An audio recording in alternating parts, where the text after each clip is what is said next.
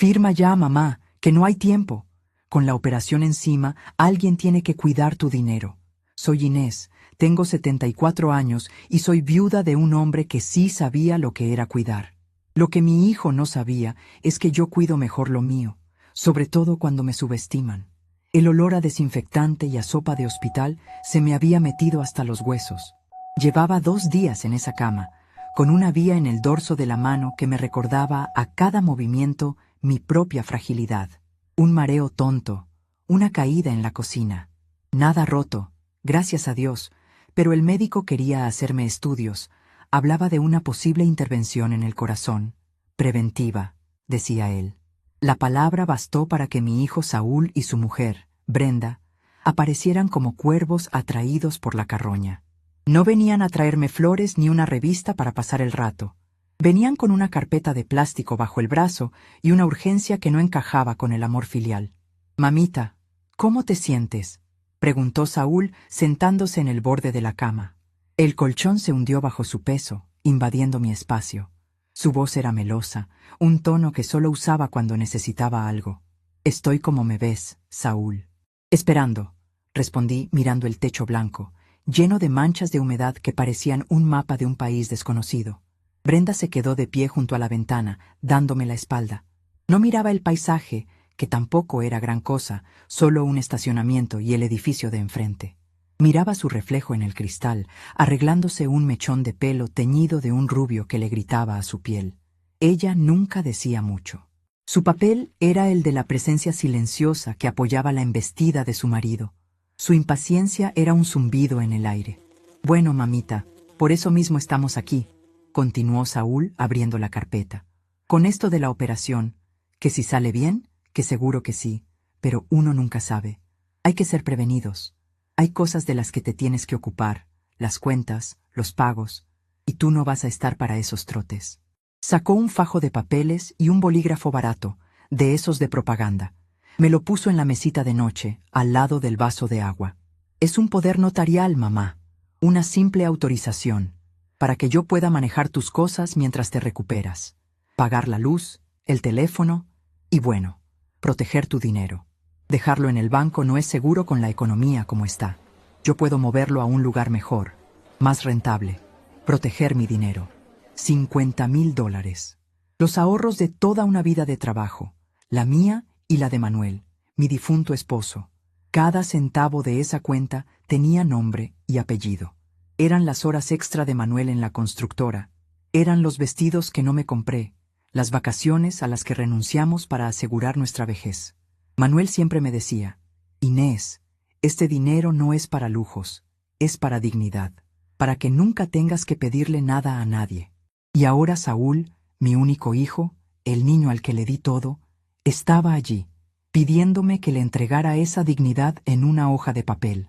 No me miraba a los ojos. Su vista iba de los papeles a mis manos, como si calculara la fuerza que me quedaba en los dedos. «¿Protegerlo de qué, Saúl?», pregunté, con la voz más serena que pude encontrar. «De todo, mamá. De los estafadores que llaman a los viejitos, de que el banco quiebre, de que se quede ahí estancado perdiendo valor. Yo sé de inversiones, tú sabes. Con Brenda estamos pensando en una oportunidad de negocio, algo seguro. Podríamos duplicar ese dinero en un año. Sería para ti, claro, para que tengas una vejez de reina. Una vejez de reina».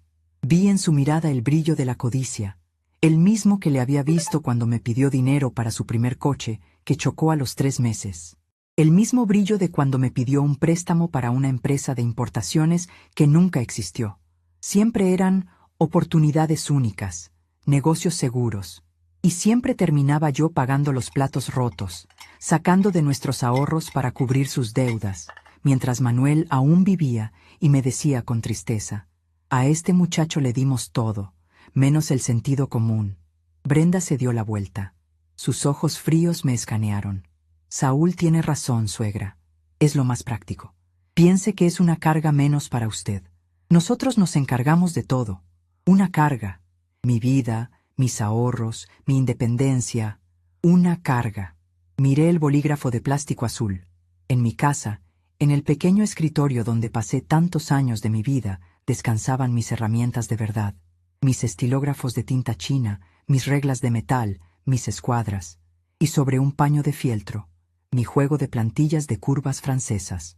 Eran de un acrílico ahumado, suaves al tacto, perfectas. Durante más de 30 años trabajé como delineante técnica para una firma de ingenieros. Mi trabajo era la precisión, trazar líneas limpias, calcular ángulos, unir puntos en una curva perfecta y lógica. Aprendí que cada línea tiene una consecuencia, que 1 milímetro de desviación en el plano se convierte en 1 metro de error en la realidad. La vida de Saúl era una sucesión de líneas torcidas, de ángulos mal calculados, y ahora quería que yo firmara el plano de mi propia ruina. Cerré los ojos un instante y vi a Manuel. Estábamos sentados en la mesa de la cocina, 20 años atrás. Él tenía los extractos del banco extendidos y me explicaba con paciencia cada movimiento, cada inversión. Nuestro dinero, Inés, me repetía, tuyo y mío. Tienes que saber manejarlo igual o mejor que yo, por si algún día falto. No confíes en palabras bonitas, confía en los números y sobre todo en tu instinto. Tú ves las cosas que los demás no ven. Manuel había muerto hacía 5 años, pero su voz seguía siendo el compás que me guiaba. Abrí los ojos y miré a mi hijo. El hombre de 45 años que tenía delante ya no era mi niño. Era un extraño con mis mismos ojos, pero con una mirada vacía de todo lo que yo había intentado enseñarle. ¿Y si me niego?, susurré. La sonrisa de Saúl se desvaneció. Su rostro se endureció. Mamá, no seas difícil. El médico dijo que la operación es delicada. ¿Qué pasa si algo sale mal? ¿Si quedas incapacitada? Ese dinero se quedaría bloqueado. Ni tú ni nadie podría tocarlo. Sería un desperdicio. Esto es para protegerte a ti, para proteger tu patrimonio. La amenaza velada colgaba en el aire, más asfixiante que el olor del hospital. Si quedas incapacitada. No estaba preocupado por mi salud, estaba aterrorizado por la idea de no poder poner sus manos en mi cuenta bancaria. Tomé el bolígrafo. Sentí su plástico barato y ligero entre mis dedos, tan distinto al peso equilibrado de mis herramientas de trabajo. Miré el papel. Las cláusulas estaban en letra pequeña, un montón de palabras técnicas diseñadas para confundir. Pero yo no necesitaba leerlas. Sabía perfectamente lo que estaba firmando. Le estaba dando a mi hijo el poder de vaciar mi vida. Con la mano firme, sin un solo temblor, firmé. Inés Torres Veda, de Paredes. Una firma clara, precisa, como las que ponía en los planos terminados. Saúl casi me arrebató el papel de las manos. Una ola de alivio inundó su cara. Se levantó de la cama, de repente lleno de energía.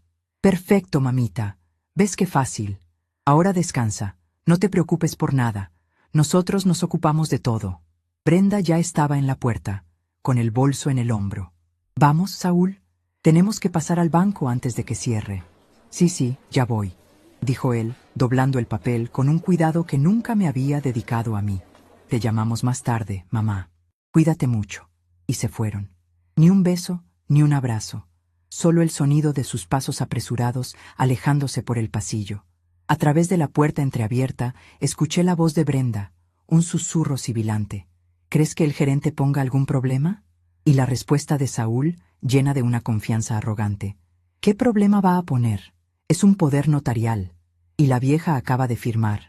Mañana a primera hora, ese dinero ya está en nuestra cuenta. La puerta se cerró con un suave clic, dejándome sola en el silencio de la habitación. El silencio no me trajo desesperación, ni lágrimas. Me trajo una calma helada, una claridad de pensamiento que no había tenido en años. Me sentí como si estuviera frente a una mesa de dibujo, con un problema complejo que resolver. Tenía los puntos de datos, la codicia de mi hijo, la firma en el papel, el tiempo que tardarían en llegar al banco. Habían cometido un error fundamental, el mismo error que cometen todos los que dibujan líneas torcidas. Creen que los demás son tan descuidados como ellos. Creen que una firma es el final del cálculo, cuando en realidad, a veces, es solo el principio. Me subestimaron. Vieron a una viejita asustada en una cama de hospital. No vieron a la mujer que durante 30 años se ganó la vida encontrando la solución más elegante y precisa para unir el punto A con el punto B.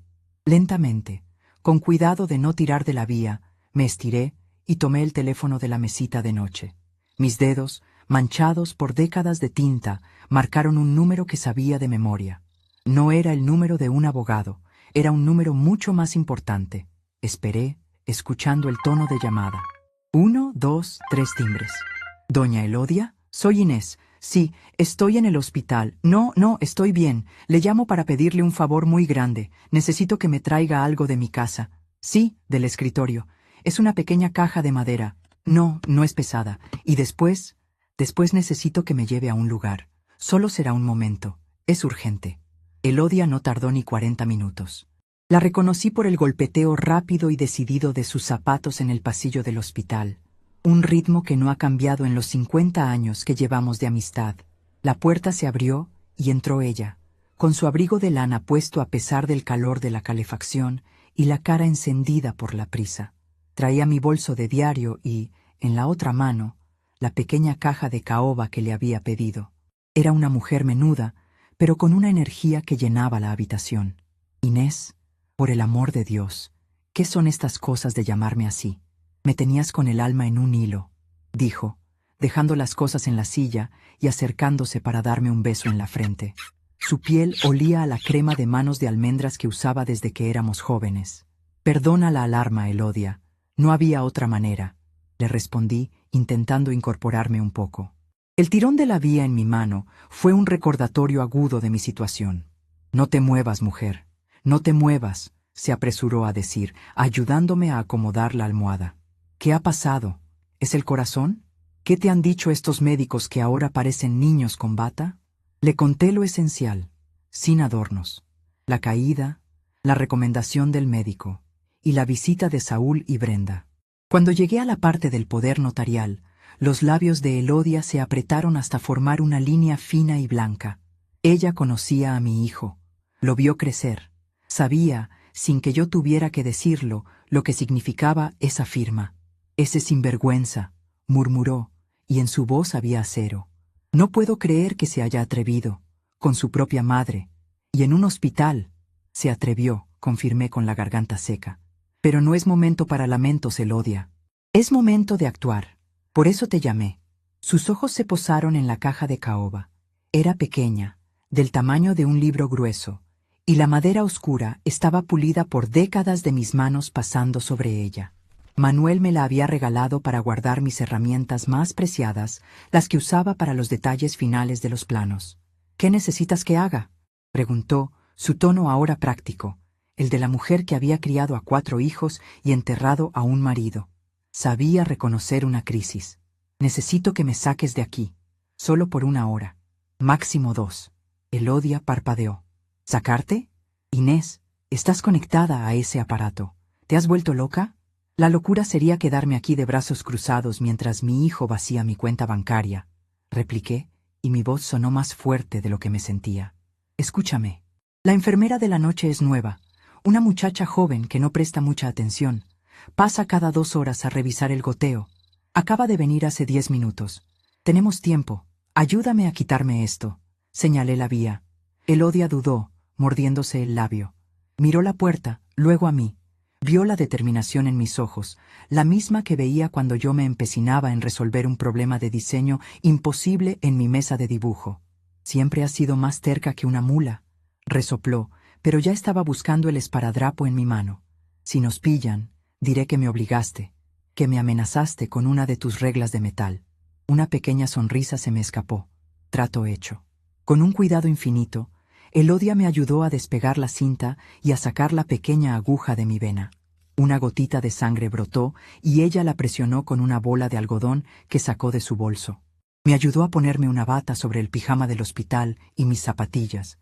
Me sentía débil, las piernas me temblaban un poco, pero me apoyé en su hombro. Tomé mi bolso y la caja de madera. Cada paso por el pasillo silencioso y a media luz era un riesgo. El corazón me latía con fuerza. No por la enfermedad, sino por la adrenalina. Pasamos junto al puesto de enfermería vacío. La joven estaba al final del pasillo, de espaldas a nosotros, hablando por teléfono en voz baja. No nos vio. El aire frío de la noche nos golpeó en la cara al salir por una puerta lateral que daba al estacionamiento. Elodia había dejado su coche justo ahí, un sedán viejo y confiable que olía a galletas de mantequilla y a los nietos que a veces transportaba. ¿A dónde vamos, Inés?, preguntó mientras arrancaba el motor, que tosió un par de veces antes de obedecer. Al banco, a la sucursal principal, la del centro. Elodia no hizo más preguntas. Condujo en silencio por las calles vacías de la ciudad dormida. Yo miraba por la ventana, viendo las luces pasar. Pensaba en las líneas. Mi vida entera había sido sobre líneas. Líneas que definían límites, que creaban estructuras, que conectaban puntos para darles un sentido. Manuel y yo habíamos trazado una línea recta y segura para nuestra vejez. Un camino pavimentado con sacrificio y prudencia.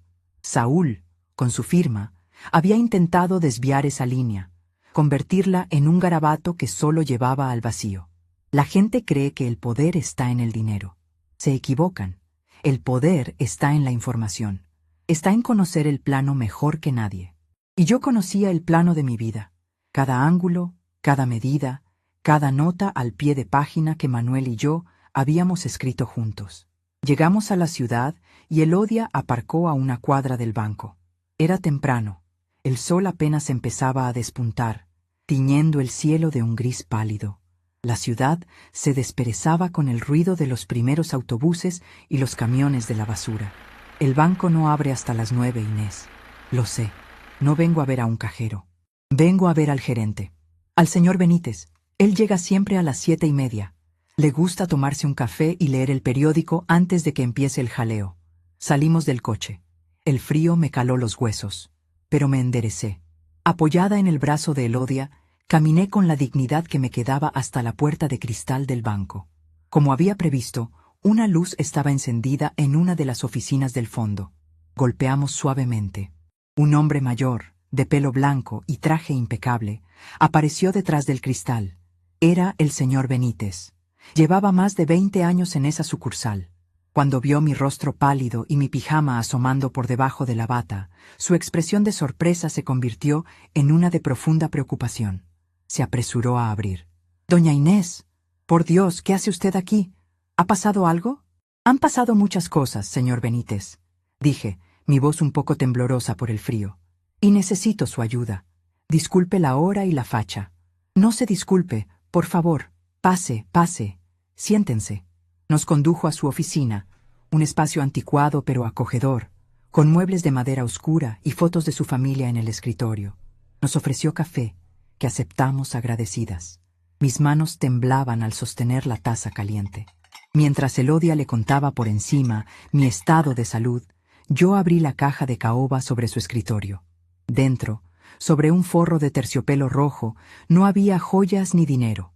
Había un juego de estilógrafos de precisión, un par de plumillas de caligrafía, y en un compartimento especial, un pequeño sello de bronce con un mango de madera de ébano. El señor Benítez dejó de escuchar a Elodia y fijó su mirada en el contenido de la caja. «Recuerdo ese sello», dijo en voz baja, casi con reverencia. «Su esposo Manuel lo mandó a hacer a un artesano. Dijo que era para cuando a usted le dolieran las manos por el reuma, para que no tuviera que esforzarse en firmar». «Exacto», asentí. Manuel pensaba en todo. Le expliqué entonces la visita de Saúl.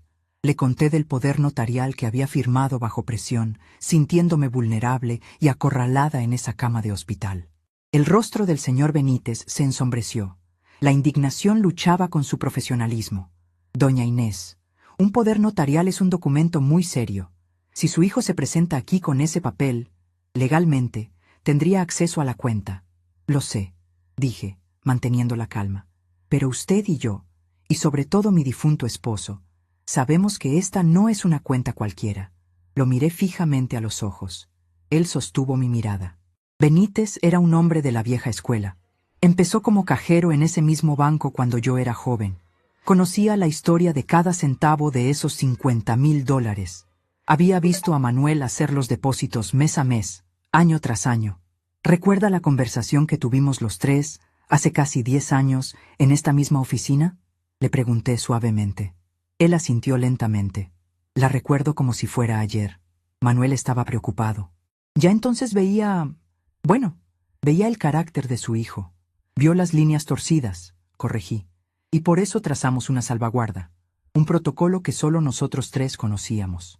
Benítez abrió un cajón de su escritorio y sacó una carpeta gruesa, con mi nombre escrito en una etiqueta amarillenta. La abrió y pasó unas cuantas hojas.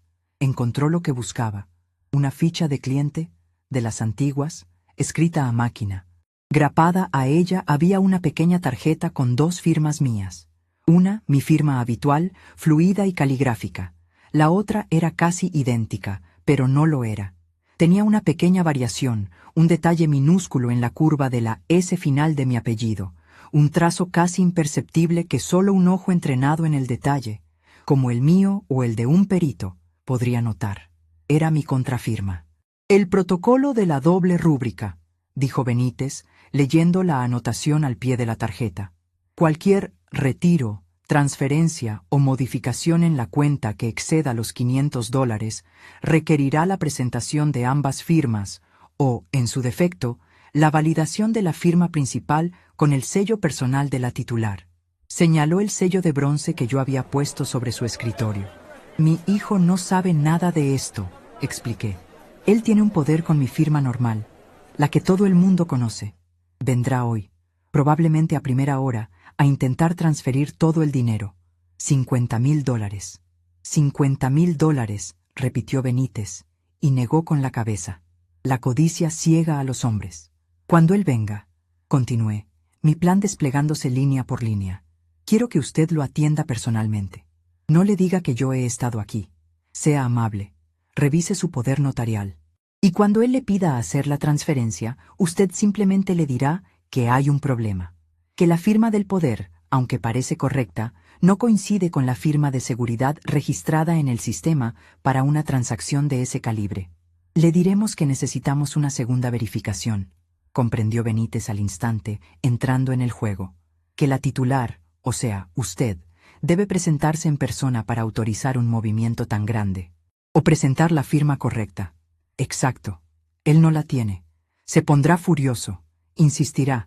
Pero usted se mantendrá firme. Le dirá que son políticas del banco para proteger a los clientes mayores de posibles fraudes. Use esa palabra. Fraude. Un destello de apreciación brilló en los ojos del gerente. Entendía la elegancia de la solución. No era una confrontación. Era un muro. Un muro construido con la misma burocracia que mi hijo intentaba usar en mi contra. Lo haré, doña Inés. Considere ese dinero tan seguro como si estuviera en el centro de la tierra. Manuel era un buen hombre, y un hombre precavido. Me sentiré honrado de cumplir su voluntad. Sentí una oleada de alivio tan grande que las piernas me flaquearon. Elodia me sujetó el brazo. Había cumplido mi objetivo. La línea de defensa estaba trazada. Justo en ese momento, mi teléfono, que estaba dentro de mi bolso, comenzó a sonar. El nombre de Saúl brillaba en la pantalla. El corazón me dio un vuelco. Miré al señor Benítez, que me hizo un gesto de asentimiento. Contesté, poniendo el altavoz para que pudieran escuchar. «¿Mamá?» La voz de Saúl sonaba tensa, irritada. «¿Estás bien? Te he llamado a la habitación del hospital y no contestabas». Puse en mi voz todo el cansancio y la fragilidad que pude fingir. «¿Saúl? Hijo, sí, estoy aquí. Fui al baño. Cuesta un poco moverse con todo esto». «Ah, bueno. Solo llamaba para saber cómo habías amanecido. ¿Necesitas algo?» La pregunta no era por mí. Quería saber si yo había hecho algo, si había llamado a alguien. «No, hijo, nada.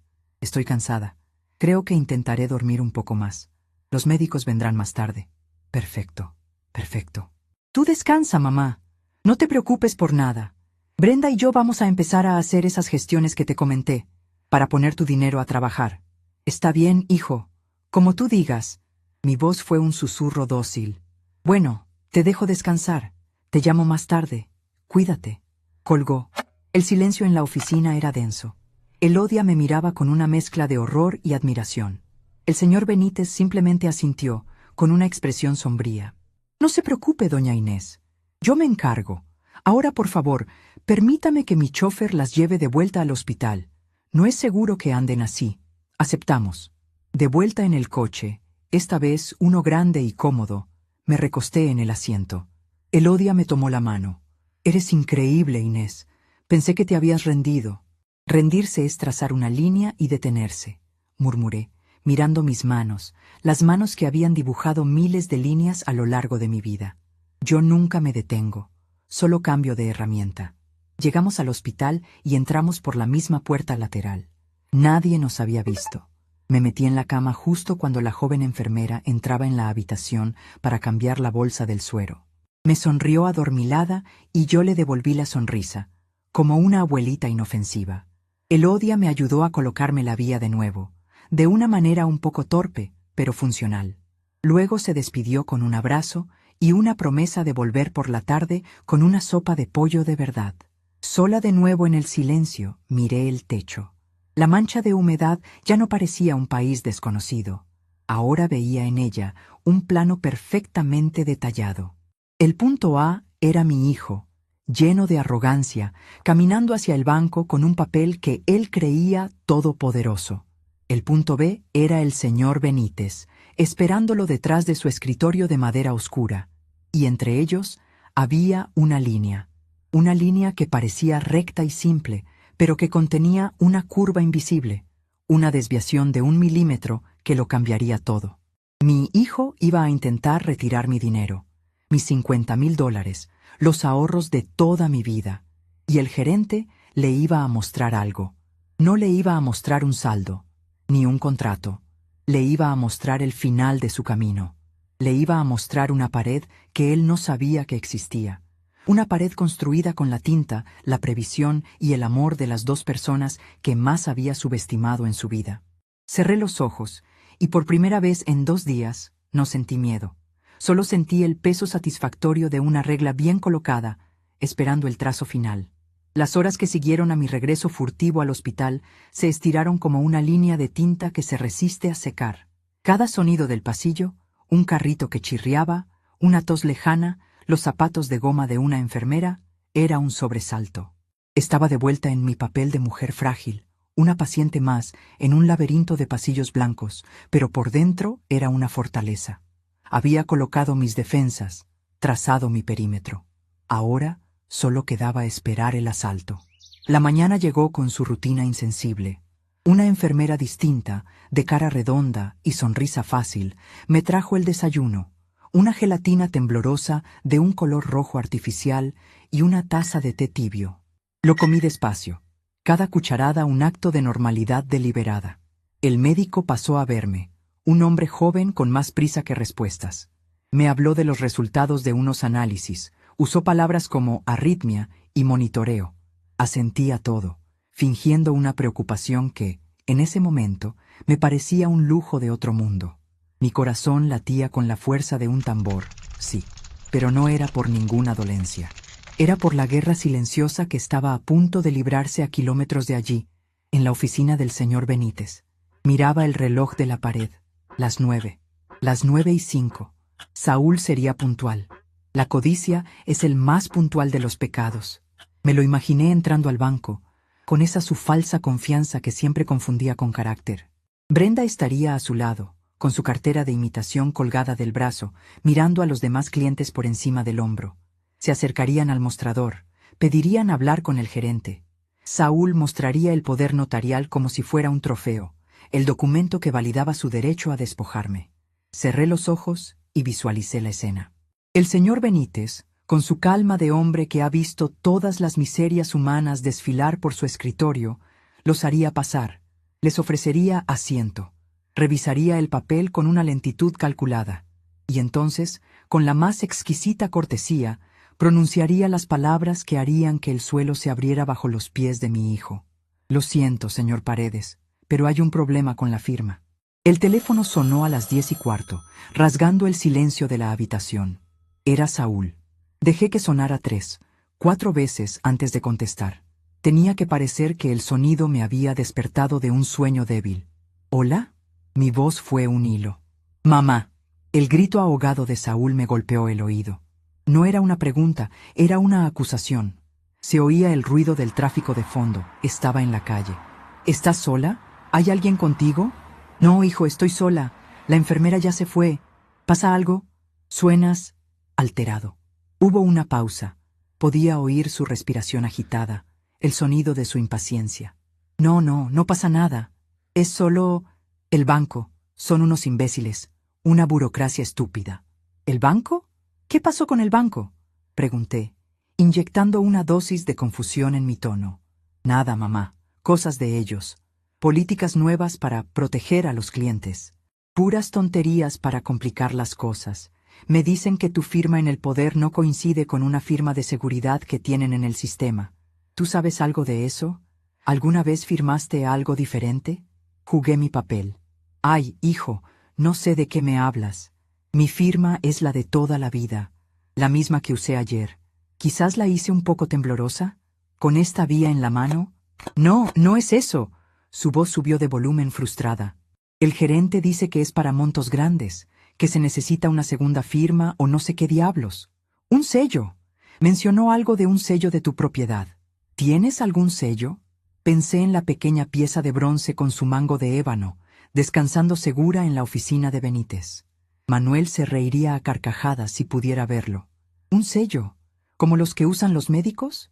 No, hijo, yo no tengo nada de eso. Tu padre tenía muchas cosas en su escritorio, cajitas, herramientas, pero un sello, no recuerdo. A lo mejor se quedó guardado en algún sitio. Se oyó un murmullo, la voz de Brenda de fondo, siseando algo que no pude entender. Luego Saúl volvió al teléfono, su tono ahora falsamente tranquilizador. Mira, mamá, no te preocupes, seguro es un malentendido. Vamos para allá. Brenda y yo vamos a verte ahora mismo. A lo mejor si hablamos en persona, te acuerdas de algo. No te muevas. Colgó sin esperar mi respuesta. No te muevas. Como si pudiera ir a algún lado. Se creía que yo era una pieza en su tablero, una pieza que él podía mover a su antojo. No se daba cuenta de que yo era el tablero mismo. Tenía quizás media hora.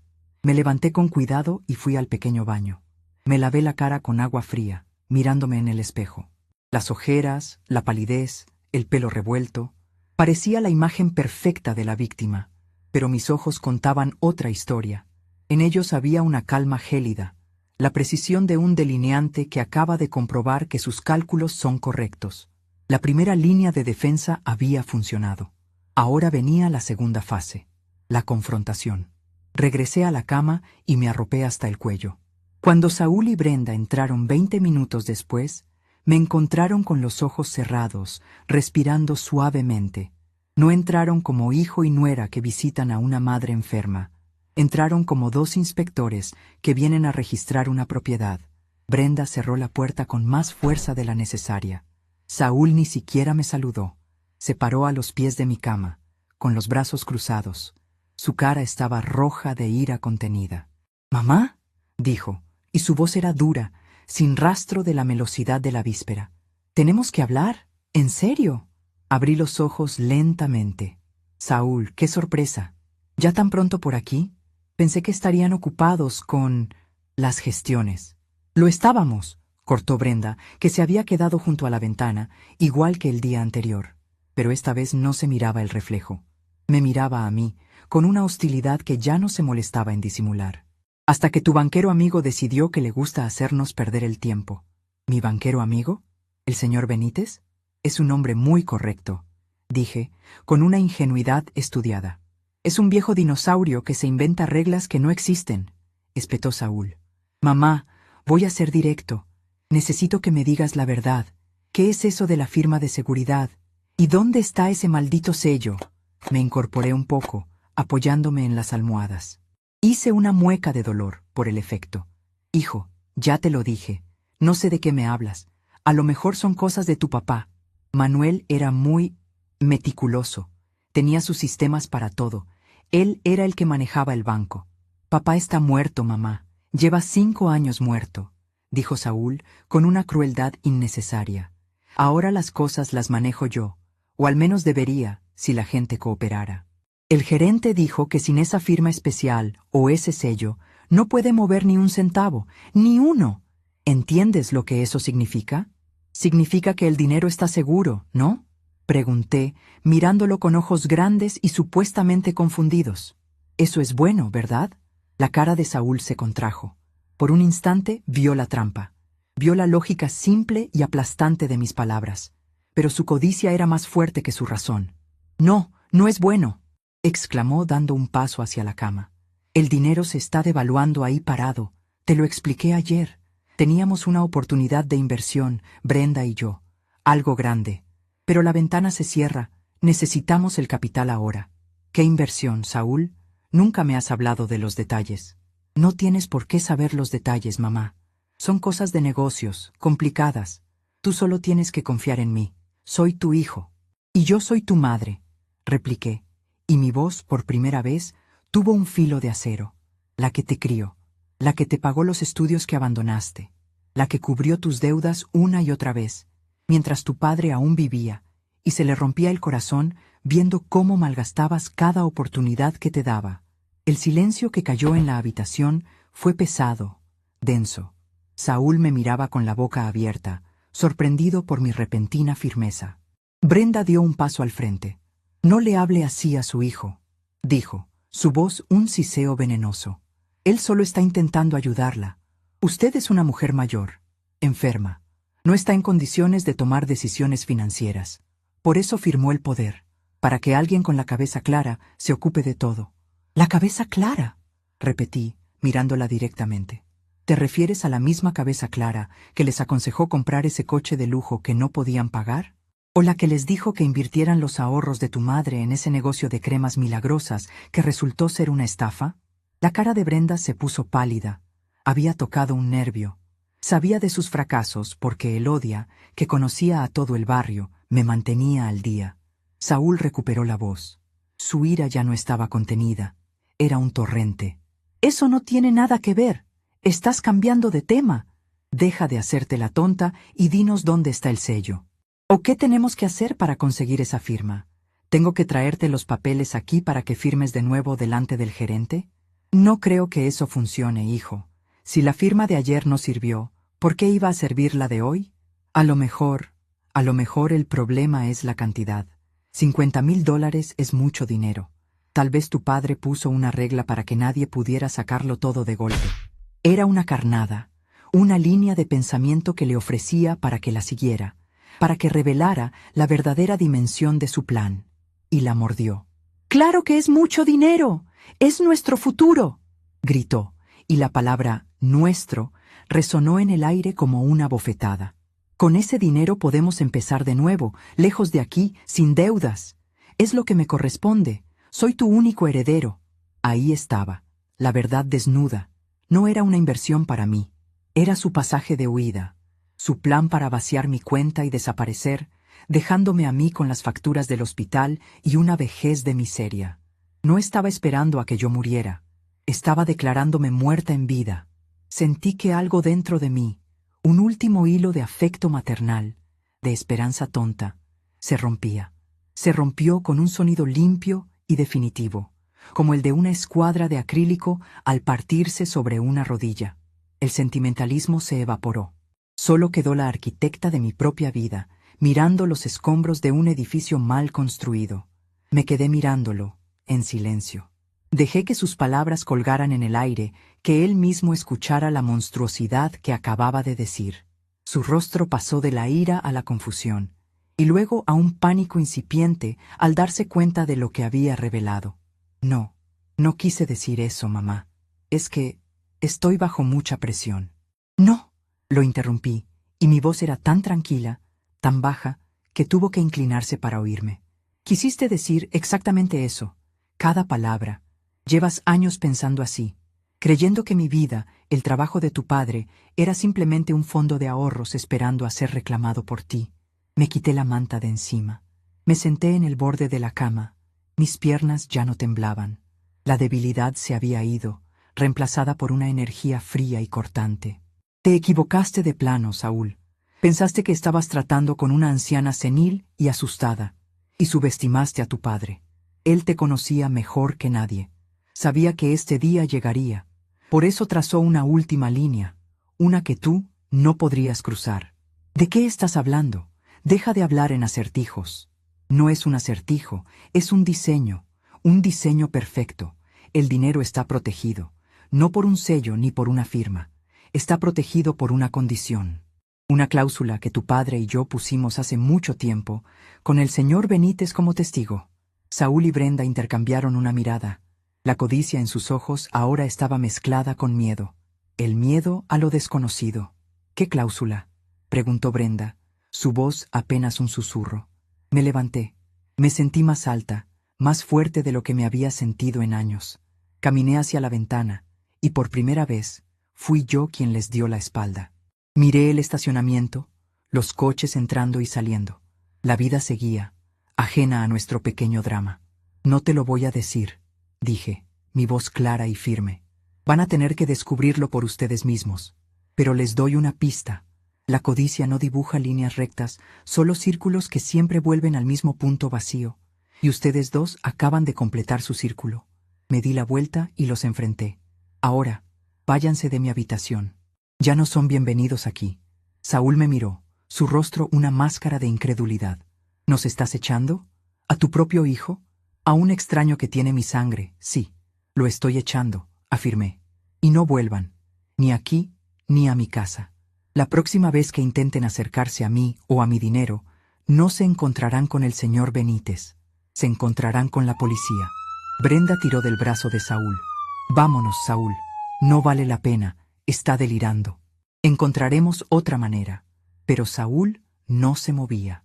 Me miraba fijamente, como si intentara encontrar en mi rostro a la madre que él recordaba, la mujer a la que siempre pudo manipular, pero no la encontró. Solo vio a una extraña. Finalmente, se dio la vuelta y salió de la habitación, arrastrado por Brenda. La puerta se cerró, esta vez con un sonido suave, casi de derrota. Me quedé de pie en medio de la habitación, el corazón latiendo a un ritmo constante y fuerte. El pivote había ocurrido. La relación con mi hijo, tal como la conocía, había terminado.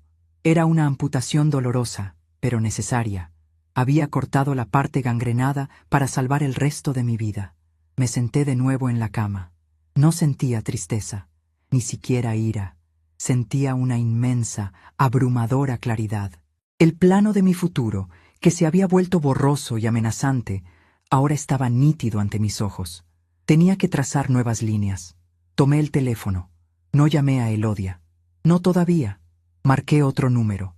El de un hombre que no había visto en años, pero en cuya discreción y habilidad confiaba ciegamente. El abogado de la vieja firma de ingenieros donde trabajé. Un hombre que, como yo, entendía que los detalles más pequeños son los que sostienen toda la estructura. Señor Matías, soy Inés Torres. Sí, la delineante. Ha pasado mucho tiempo. Lo llamo porque necesito su consejo. Tengo un plano que redibujar, y esta vez quiero asegurarme de que los cimientos sean indestructibles. La conversación con el señor Matías fue como volver a mi mesa de dibujo después de mucho tiempo.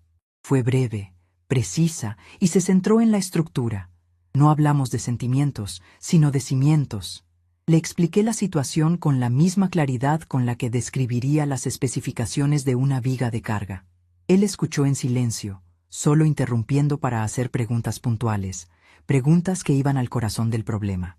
¿El poder fue firmado ante notario?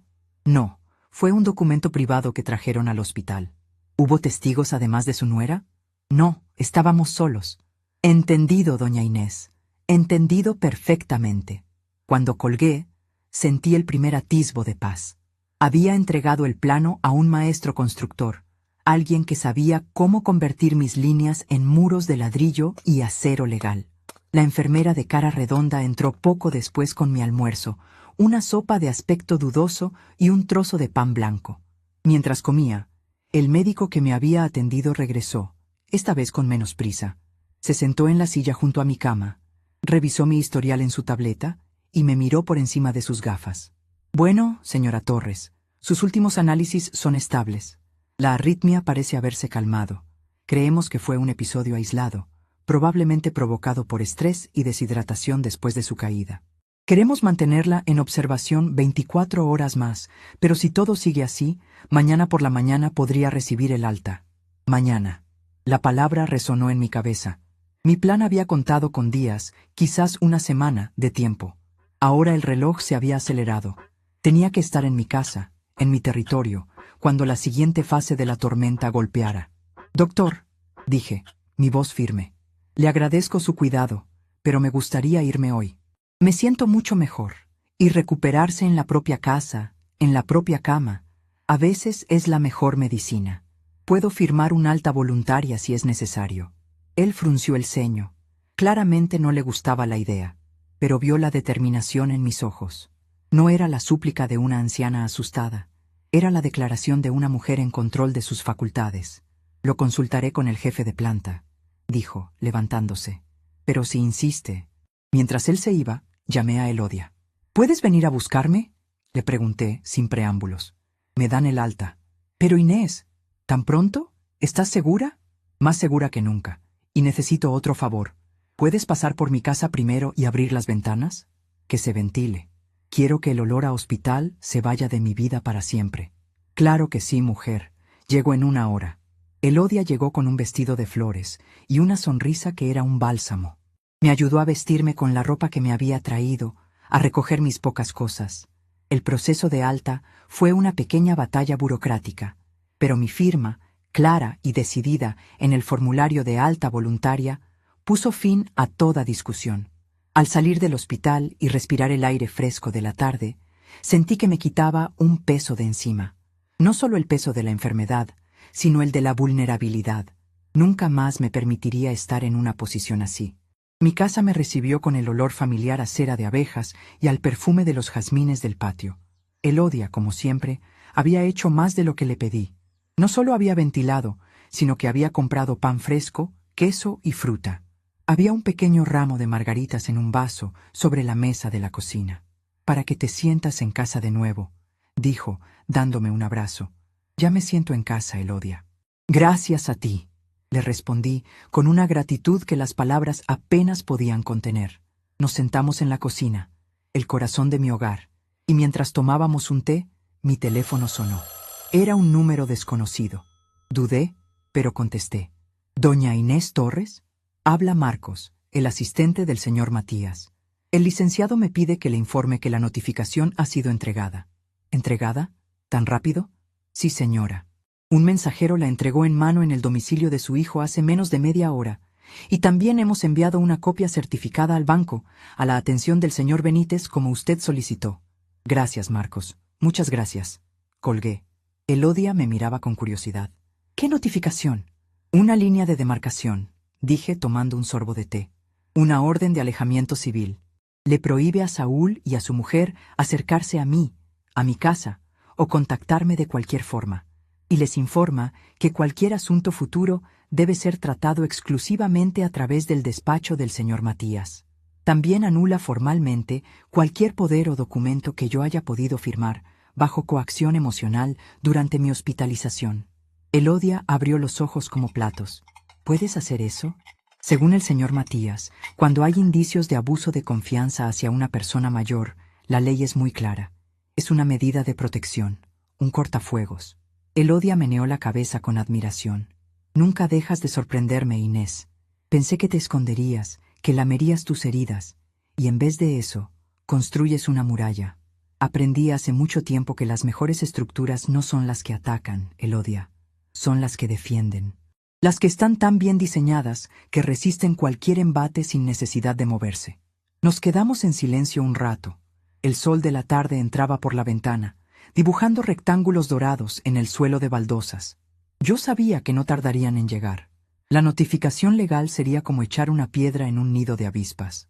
La furia y el pánico los empujarían a romper las reglas. No vendrían a razonar.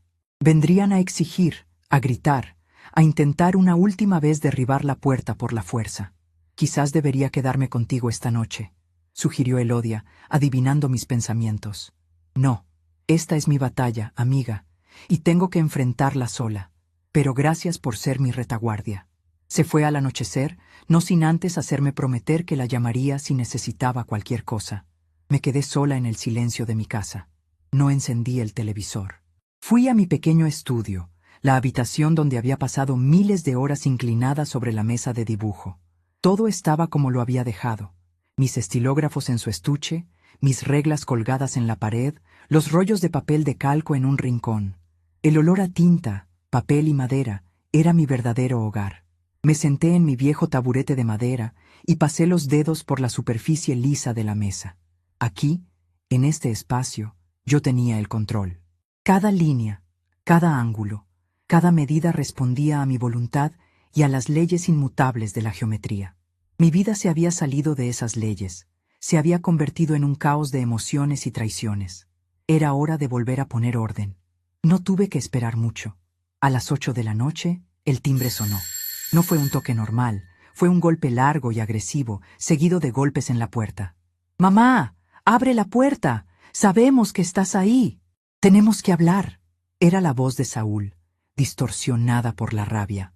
Respiré hondo, me levanté y caminé hacia la puerta sin prisa. No miré por la mirilla. Sabía quiénes eran. Abrí la puerta solo lo suficiente para que mi cuerpo la bloqueara, manteniendo la cadena de seguridad puesta. Estaban allí, en mi porche, iluminados por la luz amarilla de la entrada. La cara de Saúl estaba congestionada, roja de furia. Brenda estaba a su lado, pálida y con los labios apretados. Él sostenía un papel arrugado en la mano, la notificación de Matías. «¿Qué demonios es esto?», gritó agitando el papel. «¿Una orden de alejamiento? ¿Te has vuelto loca? Soy tu hijo». «Un papel es solo un papel, Saúl», respondí, mi voz tranquila, casi conversacional. «Lo importante es el mensaje que contiene, y el mensaje es claro. No son bienvenidos aquí. No puedes hacernos esto», intervino Brenda, su voz un chillido agudo. «Después de todo lo que hemos hecho por ti, te llevamos al hospital, nos preocupamos». «Se preocuparon por mi dinero, Brenda, no por mí. Y no hicieron nada por mí. Intentaron hacer algo contra mí y fallaron». Saúl golpeó el marco de la puerta con el puño. «¿Fallamos? Esto no ha terminado. Tenemos el poder notarial, lo firmaste. Iremos a otro banco, a la central, hablaremos con los superiores de Benítez». Me reí. No fue una risa alegre. Fue un sonido seco, corto, desprovisto de humor. «Adelante, pierdan su tiempo, vayan a donde quieran, hablen con quien quieran, no cambiará nada. El poder que firmaste es un dibujo en el agua. Inútil». «¿Por qué?», exigió, acercando su rostro a la abertura de la puerta. «Dime por qué. ¿Qué es lo que no nos dices? ¿Cuál es esa estúpida cláusula de la que hablaste?» Miré a mi hijo, al hombre desesperado que tenía delante, y por primera vez no sentí dolor, ni pena. Sentí una distancia inmensa, como si mirara un plano antiguo de un edificio que ya no existía. «Está bien», dije, en un susurro. «Entren, se los explicaré. Una última vez». Quité la cadena y abrí la puerta. Entraron a mi sala de estar, mirando a su alrededor como si fuera un territorio enemigo. Saúl se quedó de pie en el centro de la alfombra, vibrando de impaciencia. Brenda se paseó, tocando mis cosas, un adorno de porcelana, el marco de una foto de Manuel, como si evaluara su valor. «Deja mis cosas en paz, Brenda», dije, con una autoridad tranquila que la hizo retirar la mano como si se hubiera quemado. «Siéntense». Dudaron, pero obedecieron. Se sentaron juntos en el sofá, como dos acusados en el banquillo. Yo me quedé de pie, frente a ellos, con la chimenea apagada a mi espalda. La sala estaba en penumbra, solo iluminada por una lámpara de pie. «¿Quieren saber sobre la cláusula?», empecé, mi voz llenando el silencio. «No es algo complicado. De hecho, es muy simple. Su padre era un hombre que creía en la lógica, no en los dramas. Él sabía, Saúl, que tu relación con el dinero era impulsiva, que veías un atajo donde otros veíamos un precipicio. Hace casi 10 años, después de que tuviste que vender tu coche para pagar una deuda de juego de la que nunca me contaste, pero que tu padre descubrió, nos sentamos con el señor Benítez y creamos un protocolo. Tu padre lo llamaba la cláusula de dignidad». Vi un destello de reconocimiento y miedo en la cara de Saúl. Quizás había oído a su padre mencionar esa palabra alguna vez. «La cláusula es sencilla», continué. «Esos $50,000 no están en una cuenta de ahorros normal.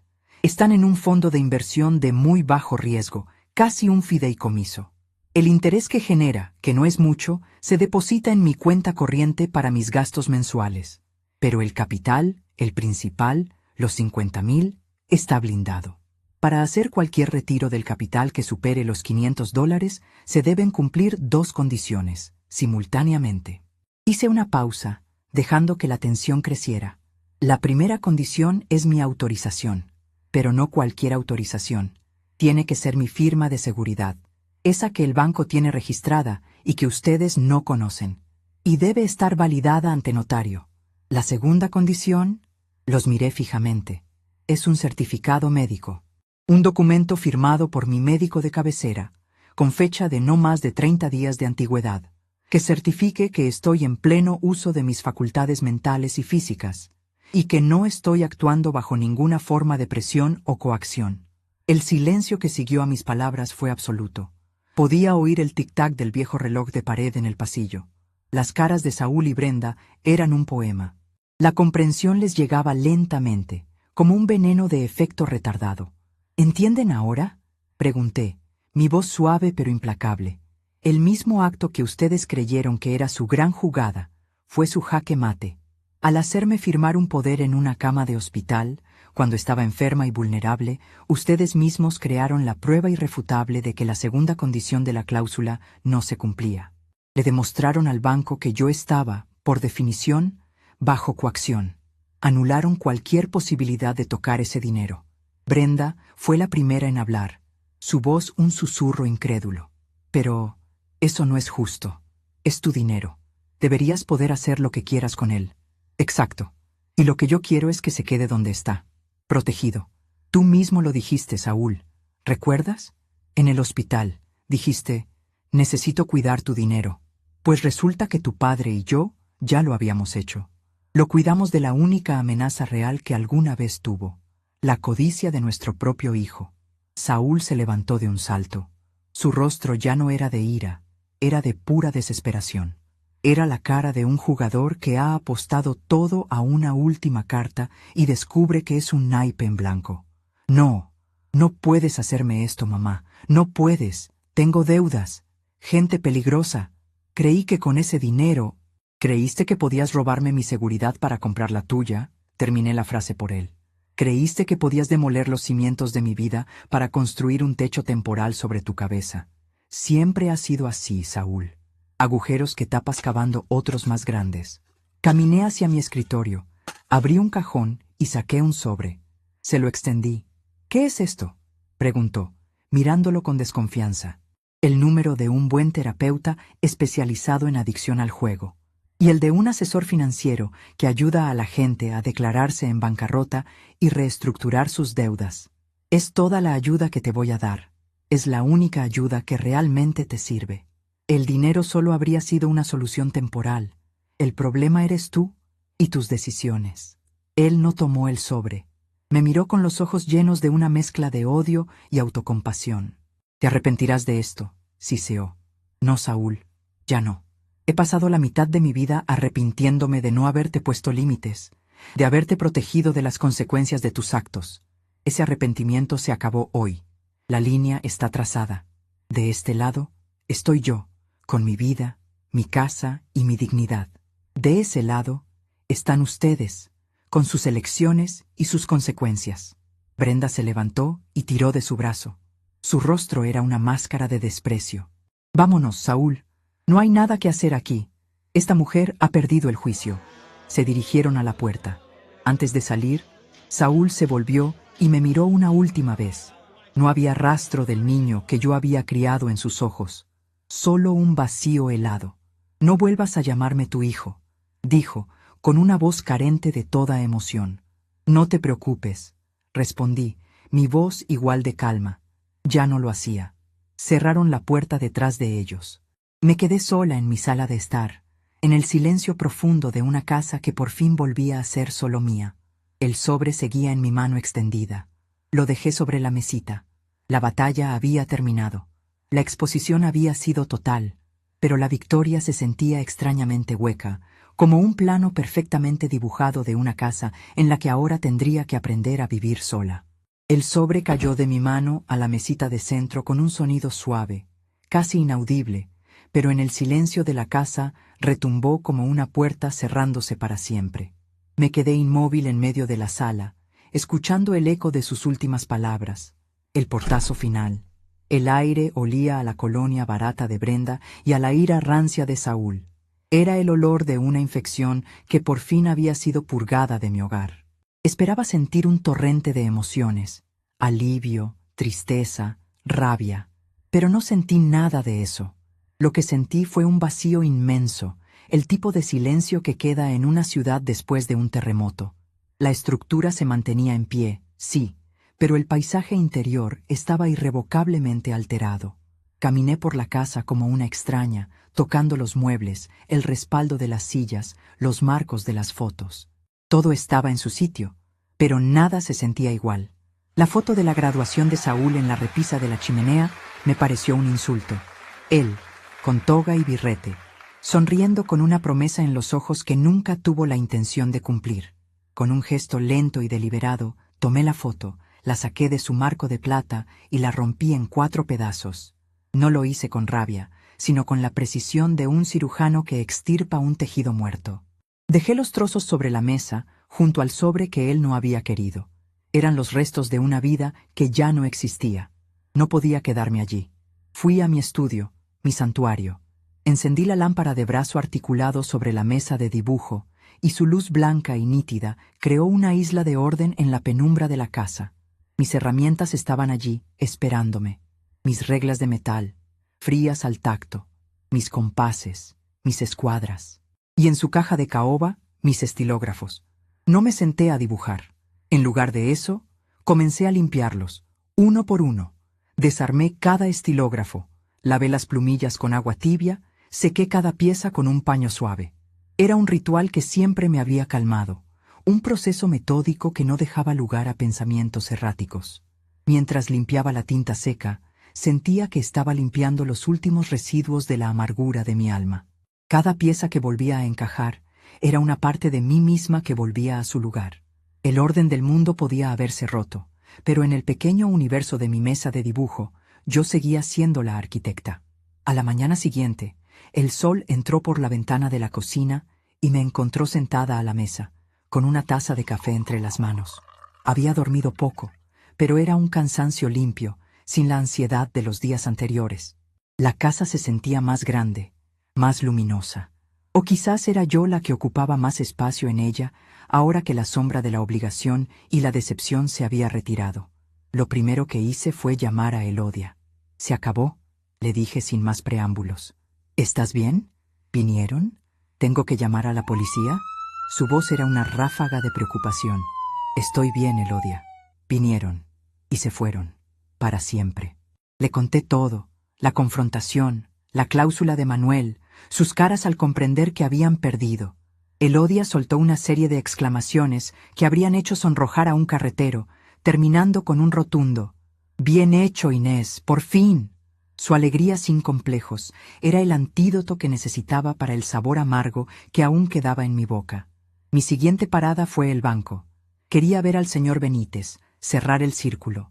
Fui caminando, disfrutando del aire de la mañana, de los saludos de los vecinos. Me sentía dueña de mis pasos de una forma que no había sentido en años. Benítez me recibió en su oficina como si recibiera a una jefa de Estado. «Doña Inés, qué alegría verla tan recuperada». Su abogado nos notificó de las medidas tomadas. «Todo aquí está en orden y bajo llave, como siempre». «Lo sé, señor Benítez, y no sabe cuánto se lo agradezco. A usted y a la memoria de mi esposo». Manuel era un hombre que dibujaba la vida con regla y escuadra, dijo, con una sonrisa nostálgica. Sabía que las curvas peligrosas necesitan barandillas fuertes. Me alegro de haber sido parte de esa construcción. Hablamos un rato más, de los viejos tiempos, del barrio. Antes de irme, me detuve en la puerta. «Señor Benítez, sobre la cláusula de dignidad, me gustaría hacer una pequeña modificación. Me gustaría añadir una beneficiaria». Él levantó una ceja, intrigado. Le expliqué mi idea. No era complicada. Era una línea nueva en el plano, una que llevaba a un lugar inesperado.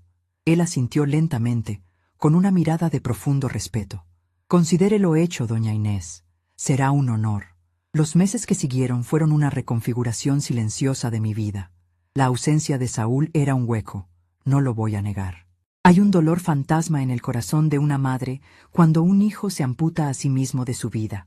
A veces, al ver a un joven en la calle con su misma forma de caminar, sentía una punzada. Pero la punzada pasaba, y lo que quedaba era la paz de no tener que esperar la siguiente llamada de crisis, la siguiente petición de dinero, la siguiente mentira. La gente cree que la libertad es tener las puertas abiertas. A veces, la verdadera libertad es tener el coraje de cerrar las que te hacen daño.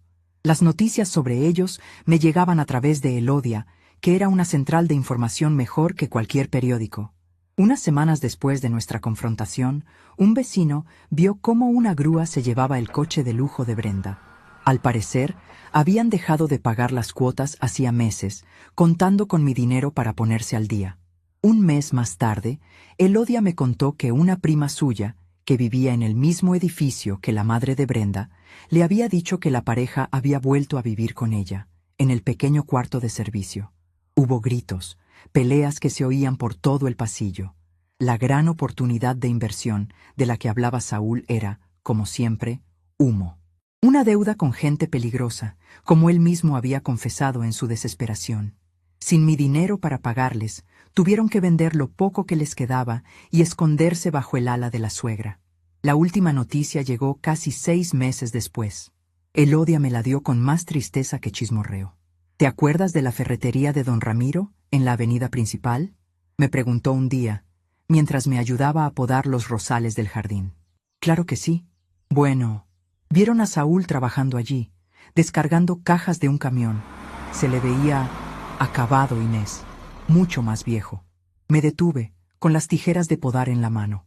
Imaginé a mi hijo, el que soñaba con negocios millonarios y una vida de lujos, levantando cajas pesadas por un sueldo mínimo. No sentí ninguna satisfacción, solo un profundo y agotador cansancio. No cayó Elodia, dije, más para mí que para ella. Solo aterrizó en el fondo del pozo que llevaba cavando toda su vida. Algunas personas necesitan tocar fondo para empezar a mirar hacia arriba. Si miró hacia arriba o no, nunca lo supe. No volvieron a contactarme. La muralla legal del señor Matías fue impenetrable. Su silencio se convirtió en parte del nuevo paisaje de mi vida, como una montaña lejana que sabes que está ahí, pero que ya no domina tu horizonte. Han pasado 2 años desde esa noche. La casa ya no huele a ausencias, sino a mis propias presencias, al aroma del pan que he aprendido a hornear, a la tierra húmeda de las nuevas macetas en el patio, y al olor a grafito y papel limpio de mi estudio. Mi estudio es ahora más grande. Usé una pequeña, y debidamente autorizada, parte de mis ahorros para tirar un tabique y añadir un gran ventanal que da al jardín. La luz inunda la mesa de dibujo desde el amanecer hasta el atardecer. Y ya no estoy siempre sola. Una vez por semana viene Sofía.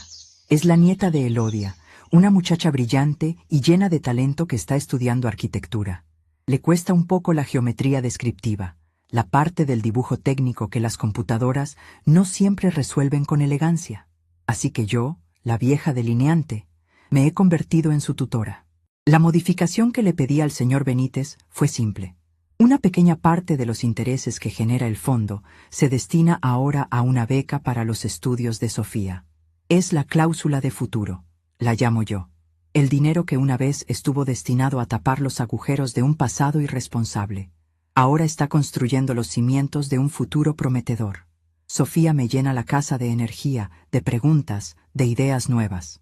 Me habla de programas de diseño en 3D, de materiales sostenibles, y yo le hablo de la importancia de una línea limpia, del peso visual de un muro, de cómo la luz puede ser el material de construcción más importante de todos. Aprendemos la una de la otra. Ella me enseña a no tenerle miedo a la tecnología, y yo le enseño que ninguna tecnología puede reemplazar la conexión directa entre el ojo, la mente y la mano. Esta tarde, Sofía se acaba de ir. Ha dejado sobre mi mesa el plano de una pequeña biblioteca comunitaria para el barrio, su proyecto de fin de curso. Hay una sección, una unión entre una pared curva y un techo a 2 aguas, que no le sale. La ve imposible. Es un ángulo muy complejo, Inés, me dijo frustrada. Cuando se fue, me quedé mirando el plano. Complejo, sí, pero no imposible, nunca imposible. Fui a mi viejo armario de madera y saqué algo que no usaba en mucho tiempo. Mi juego de plantillas de curvas francesas. Eran de un acrílico ahumado, lisas y frías al tacto, cada una un compendio de arcos y espirales perfectos. Las deslicé sobre el papel, probando una, luego otra. Eran como llaves y yo buscaba la única que encajaba en esa cerradura geométrica. Y entonces la encontré. Una curva elegante, la número 7, que encajaba perfectamente, uniendo los dos puntos dispares en un solo trazo fluido y lógico. Sonreí. Manuel siempre decía que la línea recta es la distancia más corta entre dos puntos, pero a veces la solución más bella y más fuerte es una curva que sabe rodear el obstáculo para llegar al mismo destino. Mi vida con Saúl había sido una sucesión de líneas rotas.